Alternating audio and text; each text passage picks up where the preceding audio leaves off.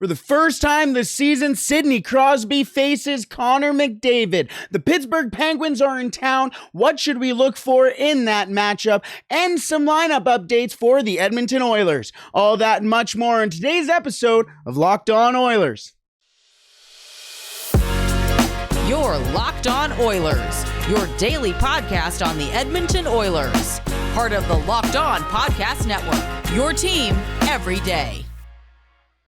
Hello and welcome back to the Locked On Oilers podcast. I am your host and former Oilers game day producer, Brett Holden. As mentioned, the Pittsburgh Penguins are in town tonight to face the Edmonton Oilers, the second highest scoring team in the NHL, versus an Edmonton Oilers team whose defense has been a little shaky. We'll preview that matchup in just a little bit here on today's episode, but also on today's episode, we're going to go through some of the interesting advanced stats for the Edmonton Oilers, and a shocking player is leading the Edmonton Oilers in goals for per 60 minutes, and it's not a forward. There's your hint for that. And we are going to wrap up today's episode later on with a check on the European prospects for the Edmonton Oilers. All that and so much more on today's episode of Locked On Oilers. Thank you so much for making Locked On Oilers your first listen every day. We are free and available wherever you find your podcasts. Alrighty, as mentioned, the Pittsburgh Penguins make their 2022-2023 first and only visit to the Edmonton Oilers tonight against, obviously, the Oilers, but Connor McDavid, as obviously we all got to talk about Crosby versus McDavid. Also, I mean, the center depth is nothing to scoff at either. Leon Draisaitl, Ryan Nugent-Hopkins, Ryan McLeod, all centers for the Edmonton Oilers. All will play center at some point during that game for the Edmonton Oilers. Then on the Pittsburgh side, Sidney Crosby, Evgeny Malkin, Jeff Carter, all the center depth is insane tonight. Fantastic past to present players. A game that you don't genuinely want to miss, whether you like the Edmonton Oilers, like the Pittsburgh Penguins, or just a general hockey fan. If you're a casual watching this game, this is the one to watch. As mentioned, the Pittsburgh Penguins are the second highest scoring team in the NHL right now, only behind the Boston Bruins by one goal.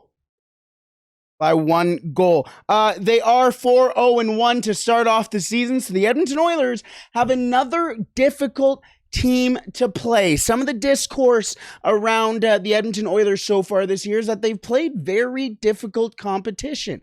Vancouver, they were supposed to be a top-notch team, or at least a team that's fighting for a spot. Maybe the one outlier in that, but their last game against the St. Louis Blues, a team that, as Bob Stauffer mentioned today on Oilers Now, he mentioned that it's the one team that gave the Colorado Avalanche, the eventual Stanley Cup champions, their biggest fight in the playoffs. The Edmonton Oilers played a white-hot Buffalo Sabres team who cleaned the clock out of Western Canada, beat the Oilers, beat Vancouver, beat the Calgary Flames. They're a good team right now. The Calgary Flames, as mentioned, the Edmonton Oilers have played the Calgary Flames, who is a fantastic hockey team as well. I'm missing another team that the Edmonton Oilers have played as well. But they've all been the Carolina Hurricanes. There you go, a Stanley Cup favorite this year. So the Edmonton Oilers have played a lot of difficult teams this year. Now, the Edmonton Oilers are also supposed to be one of those difficult teams. And as Jay Woodcroft consistently puts out there, all of those games were theoretically one-goal games. A couple of empty netters here and there. Either way, they were all one-goal games. It's early in the season. It's good to get these tests. And now you have the biggest one so far, depending on who you ask. But one of the best teams in the NHL, as a lot of people say, they're scoring at will right now. Let's take a look at the lines for the Edmonton Oilers tonight. Evander Kane skating with Connor McDavid and Kyler Yamamoto. Ryan Nugent-Hopkins is skating on the second line with Leon Draisaitl and Zach Hyman. Warren Fogle, Ryan McLeod, and Jesse Puljujarvi, that line that really set the tone for the last couple of games, honestly, against the Blues especially, is back together. And Devon Shore and Derek Ryan will be the fourth line. The Edmonton Oilers are going with the 11-7. Your defensive core, or the defense for the Oilers, there you go, for the Oilers tonight. Darnell Nurse and Cody Ceci, the top pairing. Brett Kulak and Evan Bouchard, the second pairing there. Marcus Niemelainen and Evan Bouchard is the third pairing. And Ryan Murray is the seventh defenseman. Sounds like a lot of chatter from Jay Woodcroft that Marcus Niemelainen would get a lot more minutes today. Well, genuinely, in general. Marcus Niemelainen will be one of those players we talk about in our advanced stats, because he is an interesting case when it comes to those advanced stats. Yes, 3 games in for him, but still interesting numbers to talk about there. Jack Campbell gets a start in between the pipes for the Edmonton Oilers. A big game for him. He had a good game against the St. Louis Blues, only allowing 1 goal in that game. Made, again, those saves that he needed to. Massive a sequence of saves late. I believe it was in the second period there. And again, a lot of people talk about, those numbers for Jack Campbell aren't fantastic. And then you can go and look at those goals and you go, okay, well, so a lot of them weren't exactly his fault. Now, I do think the first goal against the St. Louis Blues, he should have stopped. That was a goal that he should have stopped. One of the Svechnikov goals, I think he could have had as well. But realistically, and the more important thing, is he's giving the Edmonton Oilers a chance to win. He's making the saves when he needs to. The Edmonton Oilers have also allowed the first goal in every game but one so far this year, and all of those goals have come in the first 5 minutes of the game. That's not good. That is not good. So the Edmonton Oilers need a good start, a fast start, but B, they can't let in the first goal, and C, it's a full 60 minutes. The Edmonton Oilers need a full 60 minutes. It seems like it's the second period for the Edmonton Oilers, when weirdly enough in the playoffs last year, the second period was when the Edmonton Oilers came alive and really started to handle a game. Now, this season, so far in the 5 games the Edmonton Oilers have played, it's been the second period where their lapses of judgment and their lapse in concentration has cost them, and that is where the game is won and lost so far for the Edmonton Oilers in that second period. Let's take a look on the flip side, the away side for the Pittsburgh Penguins tonight. The lines for them, Danton Heinen, a guy that I thought the Oilers should have taken a look at this offseason. On the first line with Sidney Crosby, I don't know if you ever heard of him, and Ricard Raquel. Second line of Jason Zucker, Evgeny Malkin, another guy I'm not sure if you ever heard of, and Brian Rust. Third line of Brock McGinn, Jeff Carter, and Kasperi Kapanen. And a fourth line, a familiar face here, Drake Caggiula is on the fourth line, along with Ryan Poehling, who was a first-round pick for the Montreal Canadiens back in 2017, I believe, the Cale Makar draft. And another familiar face for the Edmonton Oilers, Josh Archibald. The back end for the Penguins tonight, Brian Dumoulin along with Chris Letang. Marcus Pettersson, who is a hitting machine for the Penguins. A fun one to watch tonight. He's up next, another familiar, up next to a familiar face as well, Jeff Petrie on that second pairing. Chad Ruhwedel and Jan Ruda will round out the back end for the Pittsburgh Penguins, and Tristan Jarry, former Edmonton Oil King, will get the start in between the pipes there. Good goaltending matchup for in this game, Campbell versus Jarry. I mean, you get the center matchup with McDavid, Crosby, Malkin, Draisaitl, Carter, and McLeod. Carter has more size and plays kind of a different game than Ryan McLeod. He has a more offensive skill set than him, but Ryan McLeod, another player who we will talk about in just a bit, a fantastic two-way player, just like Jeff Carter. Another game to watch. A lot of former Edmonton Oilers in this matchup as well. Unfortunately for the Penguins, I don't know so much unfortunately because they're still scoring goals. But Teddy Bluger and Jake Gensel are out of the lineup, it sounds like so far. That is from Daily Faceoff. They are injured there. But a fantastic matchup tonight between the Edmonton Oilers and the Pittsburgh Penguins. I mean, again, how many times can we talk about it? The Penguins are kind of the team that the Oilers form their team around. You got the Crosby and the Malkin and McDavid and Draisaitl. You got to round it out. But either way, we find out how the Edmonton Oilers are progressing around that and just what the Edmonton Oilers are learning from their advanced stats tonight. And that is what we will get into next in just a second. But first, I want to tell you about our partners over at SimpliSafe. The numbers don't lie. In the last decade, over 4 million people have chosen SimpliSafe Home Security to protect their home. You don't earn that much trust from that many people without doing something right. At SimpliSafe, your safety is the only thing that matters. I know because I use SimpliSafe at my own home. They protect you with cutting-edge security technology powered by 24/7 professional monitoring agents who always have your back. With 24/7 professional monitoring, SimpliSafe agents call you the moment that a threat is detected and dispatch police or first responders in case of emergency, even if you're not home or cannot be reached.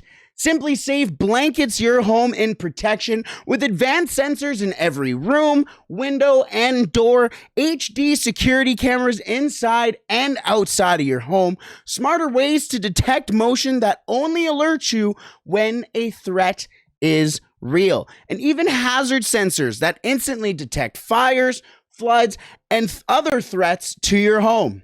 Plus, our monitoring agents use proprietary advanced response technology to visually confirm when a break-in is real so you can get the highest priority police dispatch.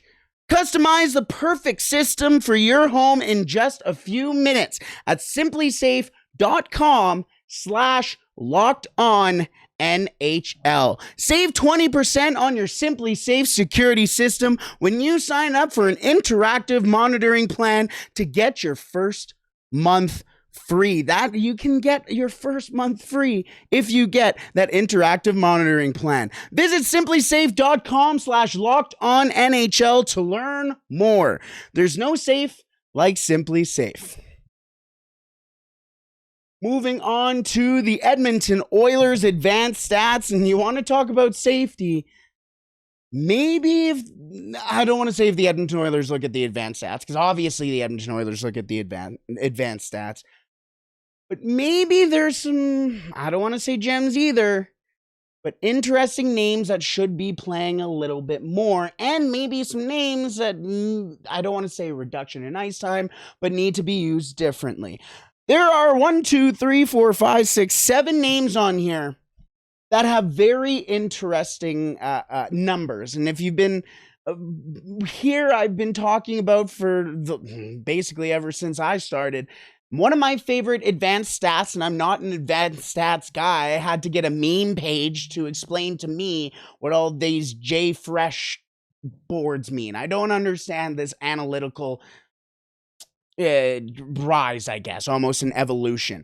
I'm behind it, and if you can use them the right way, then hey, that's the best thing possible. But my favorite advanced stat is goals for and goals against per 60 minutes. So goals for per 60 minutes, goals against per 60 minutes, because that tells me what exactly you're doing to to have an outcome on the game. Goals for and goals against doesn't just measure the goals that happen when you're on the ice. It measures the shots that happen on the ice, the quality of shots that are shot. Excuse me, my board almost fell. Had to make a save there. the quality of shots that are going towards the net, where those shots are taken, whether or not they hit the net or not.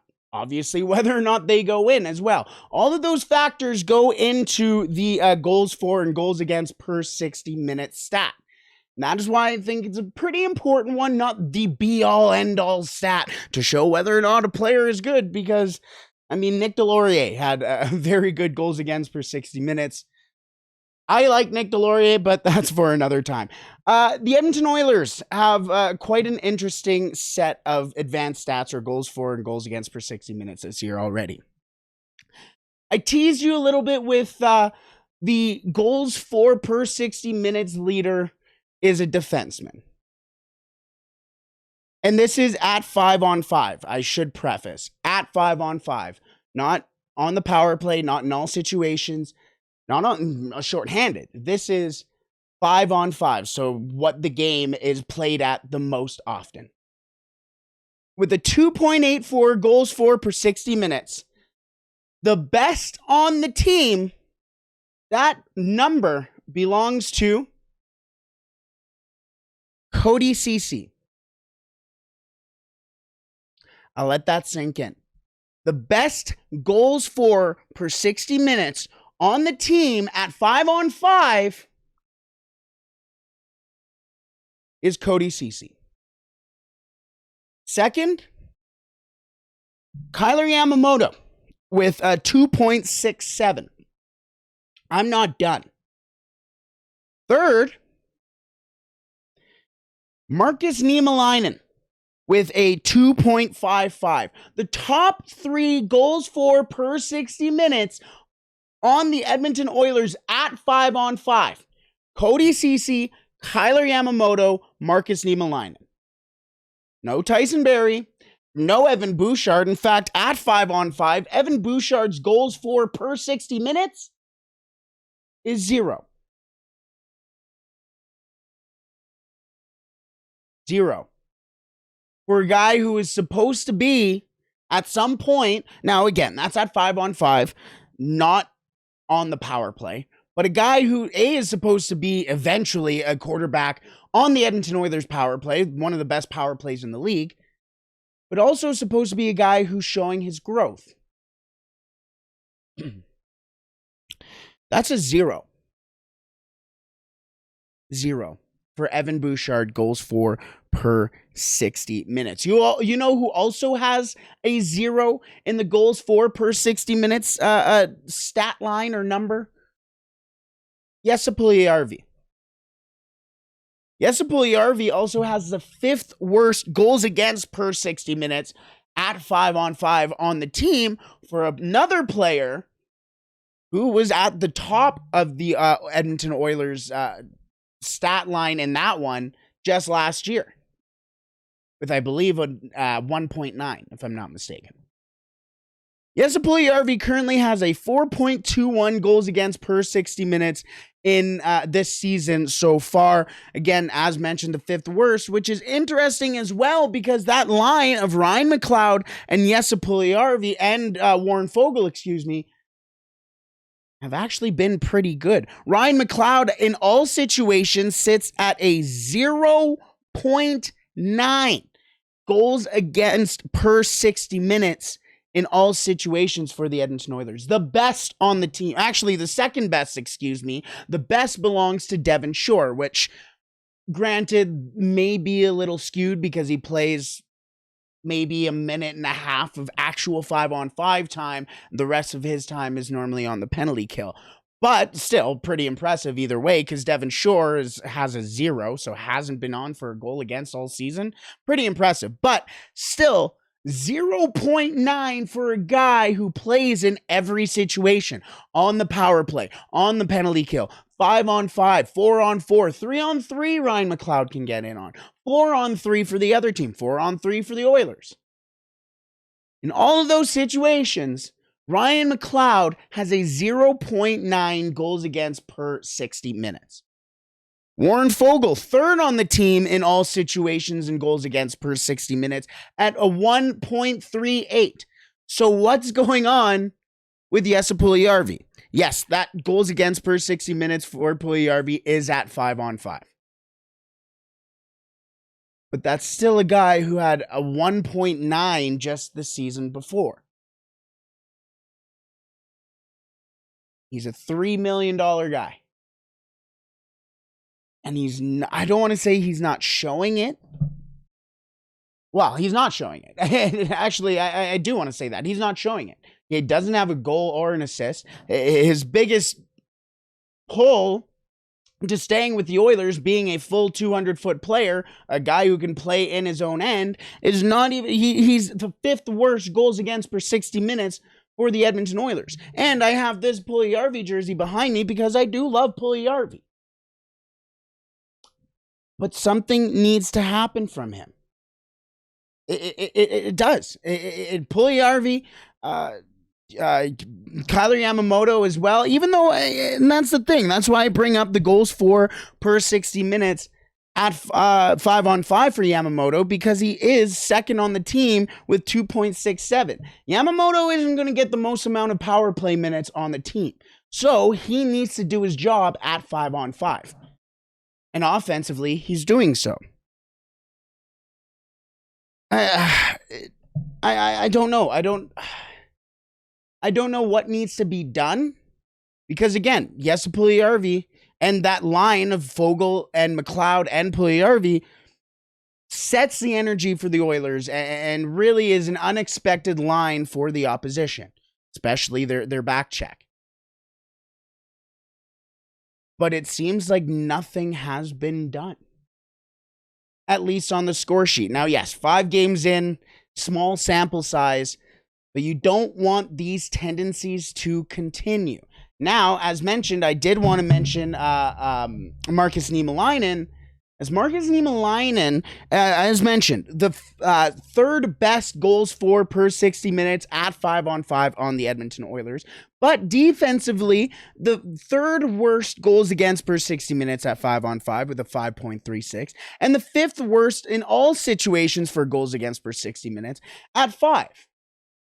So in one hand, you get a guy who apparently is on the ice for a lot of goals, or can at least create a lot of, maybe not him specifically, but when he's on the ice, the Edmonton Oilers are scoring the third most efficient at 5-on-5.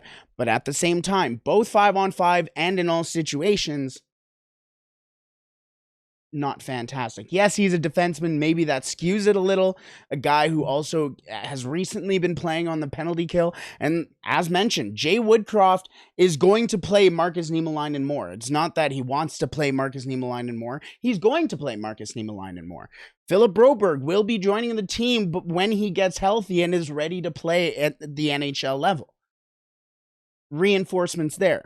Ryan Murray hasn't been fantastic, and now those numbers that I just mentioned with Markus Niemelainen, especially offensively, show maybe he should be playing more. Maybe not so much defensively, but those will come, especially for a defenseman who stands at 6'5" and is one of the most intimidating people on that back line for the Oilers.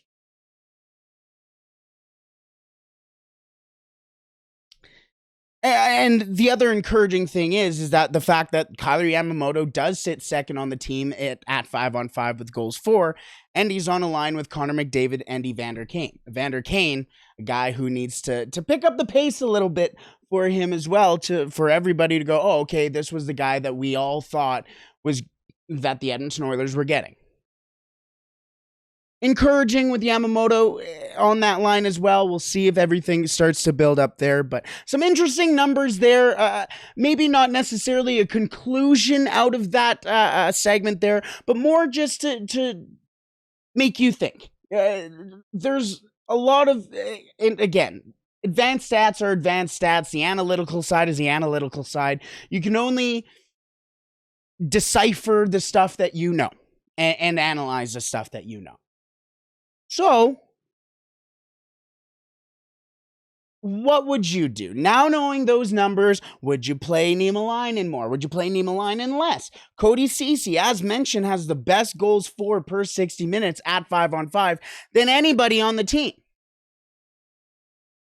How can you play him more? You're not going to play him on the power play, are you? Or would you? Let me know. Let me know. Again, that's not a segment to come to conclusions, just more of a segment to create a little bit of a conversation. There are players that seemingly are doing more than you think, and other players that are doing much less than you think as well. So let me know your conclusions from that segment there. Alrighty, we talked enough about the big club. Let's move over to the prospects who could eventually make it to the big club. Maybe a little bit of a stretch, but all these guys are late round picks.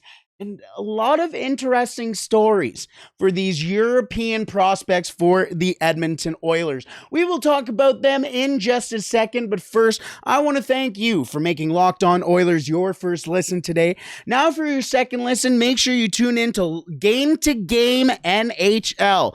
Every moment, every top performance, every result. Locked On Game covers every game from across the NHL with local analysis that only Locked On can deliver. Follow Game to Game on Locked On NHL, available on the Odyssey app, YouTube, and wherever you find your podcasts. As I reach over for my notes for the final period of today's episode, and once again, that is the prospect report all the way over from Europe. More specifically, three Russians, 2 Swedes for the Edmonton Oilers, and a lot of interesting things to mention here. Maxim Berezhkin is the first player we are going to mention. He was a player the Edmonton Oilers drafted back in 2020. An odd draft for the Oilers that year is they drafted entirely forwards, if I'm not mistaken, in that draft. That was the Holloway draft. Savoy also went in that draft. Berezhkin went in that draft. And a guy we will also talk about a little later on in today's episode went in the 7th round. But Berezhkin went in the 5th round for the Oilers, 138th overall. The interesting thing is that Corey Pronman, one of the best prospect guys or draft guys in hockey, put Berezhkin at 76, had him as the 76th best prospect in the draft. And you see why when you take a look at his numbers and kind of see him play too. In just last season, we will get to this season in a second, as it is the prospect report. So we want to talk about the most current things. But last season, to give you a little bit of context on this guy, at Lokomotiv Yaroslavl in the MHL, which is the CHL equivalent over in Russia, 22 games played, 13 goals, 22 assists, 35 points. Don't see that type of production out of, especially young players, but out of Europe quite often. When you do see it, you go, I kind of like that. Now, he has been playing up and down between the KHL and the VHL, which is the AHL equivalent over in Russia. Again, flip-flopping between. Has 8 games so far in the KHL, 9 games in the VHL. And has been rather productive. 3 goals, 3 assists, 6 points in the VHL for him so far. In the KHL, 1 goal, 1 assist, 2 points for him there. When he is in the KHL, he's playing for Lokomotiv Yaroslavl again, and Molot Perm. Hey, I don't have the Russian dialect down at all. If you do know who that is, please tell me how to say that. But down there at Molot Perm in the VHL, a very productive season so far, just kind of getting going for him. But I retweeted on my Twitter channel, on my Twitter page of a goal from Berezhkin earlier on this season. And the release on the kid is impressive. Now, the knock on him recently has been his skating power. He doesn't really have the getaway speed that NHL or that people like in NHLers, but everything else is there for him, and that's something that you can work on, especially with the Edmonton Oilers. The Edmonton Oilers have some of the best power skating coaches in the league. That's an easy thing for him to fix. It's that release that is elite. He just has a nose for the puck and goals and points in general. A very interesting name. A lot of people have him in the top 10 prospects for the Oilers too. So a good name to watch as well. And again, the comparison for Berezkin right now is Ilya Mikheyev. Scored 20 goals in the league last year. A PK specialist too. Got a big contract in Vancouver this year. Pretty good comparison if you're asking me. Also, for the next prospect for the Edmonton Oilers, also in Russia, Maxim Denezhkin. These Zeds in these Russian names get me, but Maxim Denezhkin. This is quite an interesting story here. The Oilers drafted him in 2019 with the 7th round pick, 193rd overall. So he was a bit of maybe not a steal, but a late round pick for the Edmonton Oilers. He is currently playing right now. Well, he's not currently playing right now, but the team he's playing for right now is Gornyak UGMK. I mentioned that he's not playing right now, and that is because he is currently serving a 10-game suspension. 10-game suspension in the VHL right now for a difficult hit from behind. It was a cross check kind of down below the. I don't want to say it's a prototypical play or a typical play in general or a hockey play. Those, you see these types of plays happen all the time. Unfortunately for Denezhkin, and more unfortunately for the guy who received the hit, his name was Yevgeny Bodrov, I believe it was. I may be off by a letter there, but he ended up going into the boards. Very ugly fall. Don't want to speculate in any sense. It sounds like the initial report said it was a broken leg. And when you see the replay, it's very reminiscent of a Curtis Foster or a Taylor Fadoon as well. Again, don't want to speculate, but you could kind of see his leg go a little wobbly almost when he tried to pull his leg back. Not a good outcome for Denezhkin. He was initially given a 3-game suspension. It has been bumped up to 10 because of the injury to the player who got the hit. I think that's a soft thing. You got to go with the play instead of the outcome, more or less. But still, either way, for Denezhkin, an interesting name as well for the Edmonton Oilers in those 2 games so far. He has played a couple games so far, in the KHL, only 2, but in the VHL has had a pretty decent season so far. 13 games played, 3 goals, 2 assists, 5 points, going to miss 10 games there, but you know, you got to serve your penalties, right? Last year, the interesting thing for him too, can produce at a pretty solid level, at least with the men in Russia as well. 48 games played in the VHL. Again, that is the AHL equivalent to Russian hockey. 15 goals, 21 assists, 36 points. So maybe a guy to watch for the Edmonton Oilers. Again, I don't want to say he will be in the league at all. 7th round pick, maybe a guy just to watch in general. 3 more names for the Edmonton Oilers European prospect report. And this guy was a guy the Edmonton Oilers selected this year in the 6th round of the draft, and that is Nikita Yevseyev. I get the feeling maybe that there is a little bit of excitement around this guy within the organization.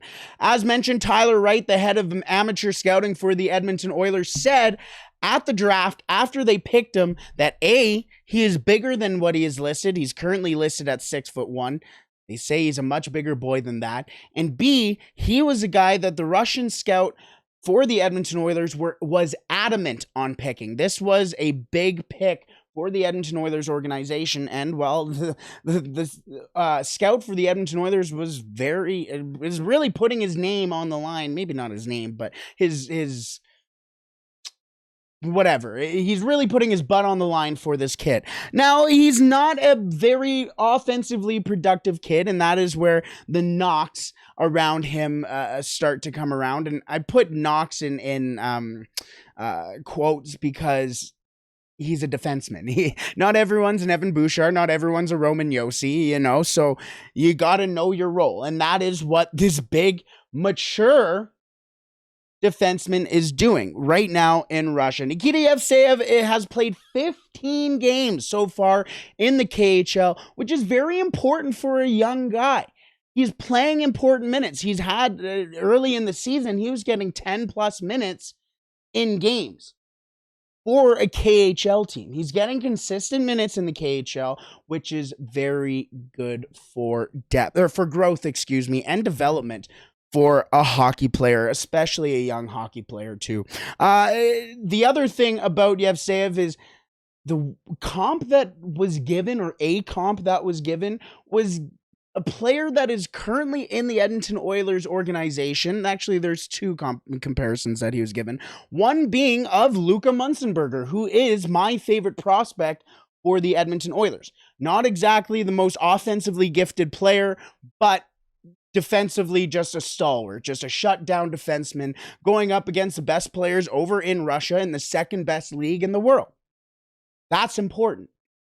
That will be something to watch for him this season. He has played one game so far in the VHL. No points, nothing to really write home about there in that game, but interesting name to watch for the Edmonton Oilers. The other comparison he was given, Alexander Romanov, who just signed a deal in New York with the Islanders, was involved in a trade for, I believe it was like a 3-way deal that ended up getting Kirby Dach to Montreal.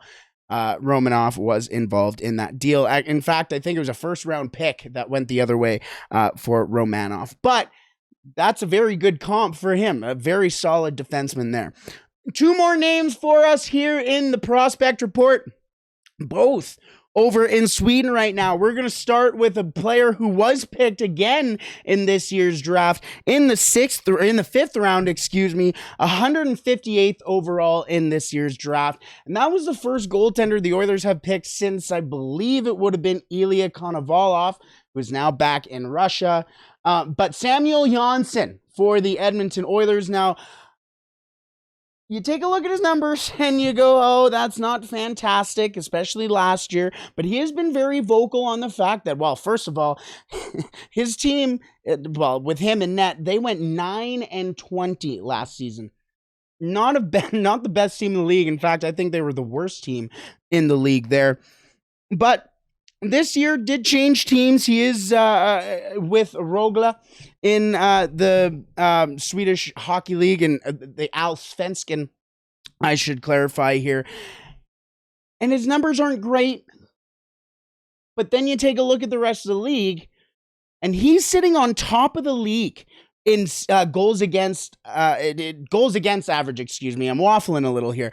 Goals against average in the J20 National, his name is, what did I say, Allsvenskan? He's not in the Allsvenskan. That is the next player we're talking about. He's in J20 National, which is basically, again, like the CHL. It's not the minor league, but the junior hockey league in Sweden there. He has a 6-5-0 record so far this year. As mentioned, that 2.47 goals against average, the best in the league. And he's currently sitting 8th in save percentage, which is kind of the weird thing. Weird because he's 8th and his goals against average, or his save percentage, is a .888.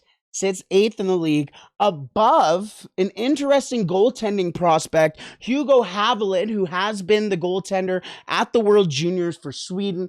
He is 18. A lot of people expected him to go in this year's draft, but Johnsson went instead in this year's draft.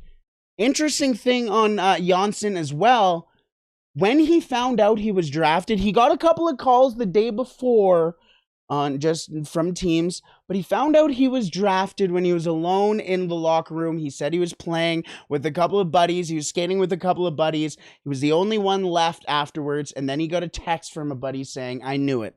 Congratulations, buddy. Then he saw his name come across and realized he got drafted into the NHL. But the interesting note there as well, and I know I've said interesting note, but there's so many times in this segment here. But a lot of people had him. They weren't exactly sure how tall he was. Was he 6 foot? Was he 6'5"? Was he 6'2"? He came to the development camp and everybody found out he's 6'5". He's a big boy. Had a difficult season last season. Again, as mentioned, hasn't been happy as a recent report came out from him saying that everybody needs to start doing their job. 6-5-0 so far this year for him. Interesting thing to follow this year as well. I expect him to be probably in the Allsvenskan next year, which is the top tier in Swedish hockey. Then it goes to the Itan, which we will talk about in our next player and final player in the European Prospect Report, and that is Jeremias Lindewall. And Lindewall was selected in 2020 as a part of that all-forwards crew that year in 2020. He was drafted in the 7th round, 200th overall. Now, he's had a pretty interesting, especially last season, but a pretty interesting season so far. 10 games so far in the top level of Swedish hockey in the Allsvenskan. 1 goal, 1 assist, 2 points for him there. He is at Östersund IK. Yes, probably said that wrong as well. But last year at Itan, this is kind of what in the Itan, which is the AHL equivalent of hockey there. He went off. 18 games played, 13 goals, 13 assists, 26 points for him there. Has the offensive upside. A long shot eventually for the Edmonton Oilers, but pretty impressive numbers there for him. So again, Maxim Berezhkin, Maxim Denezhkin, Nikita Yevseyev, Samuel Jonsson, and Jeremias Lindewall all over in Europe for the Edmonton Oilers as prospects. Some names to watch out for. Another quick note as well for prospects. Kind of an unknown right now, as I don't think really has any rights to the Edmonton Oilers, but was drafted by the Oilers in the same year that Jesse Puljujärvi was drafted. And that is Peli Räsänen. Kind of has always been the elusive guy for the Edmonton Oilers prospects. Never really heard a lot about him. For the last 2 seasons, and right now, currently as well, he leads all Edmonton Oilers, and I'll put in quotations prospects, because he's still somehow on prospect reports for the Oilers. Not from the Oilers, but for the Oilers on other websites. So that's why I kind of have it as an honorable mention. But again, Peli Räsänen, don't think he'll ever end up in the NHL, but maybe another team might, if his rights aren't with the Oilers anymore, might throw him a contract offer pretty soon. He could be an interesting bottom 6 guy for the Oilers, middle 6 guy. In the NHL, I should say, not the Oilers. But a name to look out for and maybe to just monitor his season. Not again, I don't think he'll ever get an NHL contract, especially not one with the Oilers. But what he's doing so far has been pretty impressive. Let's wrap there. It's been a long one today, but that's all right. Tonight, the Edmonton Oilers face off against the Pittsburgh Penguins as Sidney Crosby faces off against Connor McDavid. What a game we have there. We will have a full recap and just what happened in that game on tomorrow's episode of Locked On Oilers. Thank you so much for making Locked On Oilers your first listen today. Now for your second listen, make sure you tune in to Locked On Sports Today. The biggest stories of the day, plus instant reactions, big game recaps, and the take of the day. Available on the Odyssey app, YouTube, and wherever you get your podcast. Let's wrap it up there. I hope you have a wonderful day. Hopefully that S word stays away for the next couple of days. I don't want to see any of that white stuff around. Either way, we're getting into November. The Penguins in town tonight. Hopefully at the end of it, we can play La Bamba, baby.